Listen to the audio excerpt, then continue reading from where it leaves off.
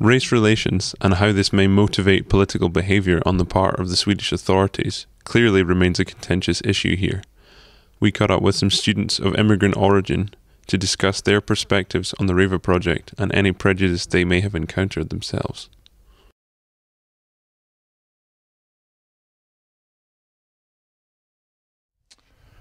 My understanding of the project is a little limited, but what my understanding of it is, it's a means of cracking down on illegal immigration in Sweden specifically, I believe.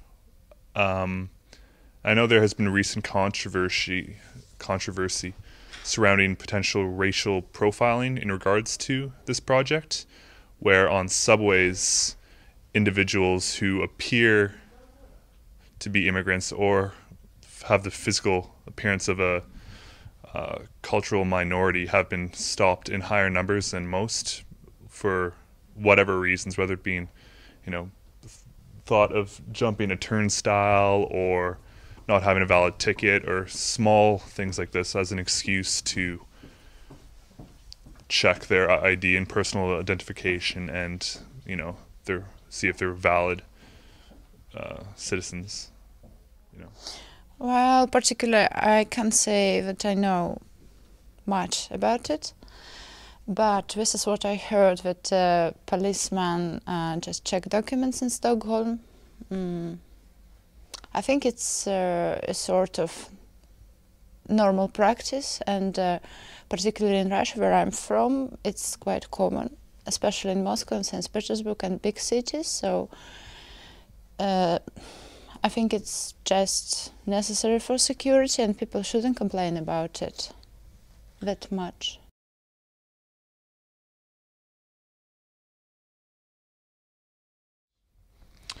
I think it does, because it's hard for, obviously there are some racial ramifications of it, and it is a short-sighted in its means and methods, but it's also a little bit hard to get around it.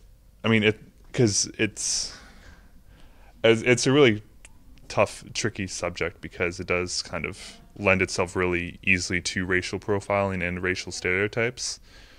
And it is flawed in that sense. I understand the need and the importance of programs like this to cut back on illegal immigration. But I do think this method and the means by which they've been practicing it does lend itself to racial profiling in a negative way. I don't know. I'm sure there is a better way of doing it. I'm not sure what it is, but I think they need to really crack down on this a little bit. Well, maybe only slightly. It depends on a certain way in which police check it.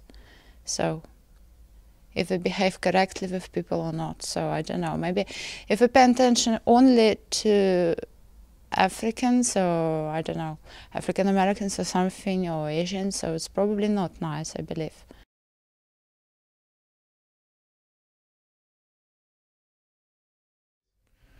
I've not felt much persecution on behalf of native Swedes. For the most part, from my experience, they've been very warm and welcoming, despite the fact that I'm not from around here and the recent kind of immigration, racial tensions that have been getting a lot of news.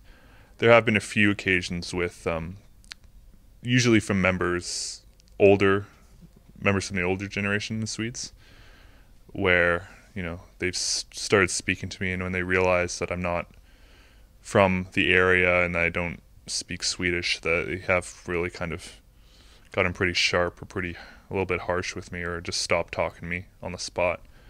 And that could just be a language barrier, or could be kind of a bit more racially minded, but I think for the most part I haven't felt it myself too much. But again, I kind of blend in a little bit more. I haven't had to deal with it as much as a lot of other immigrants would have to. Swedish people are mostly quite nice to me, and maybe only sometimes, very, very rarely, I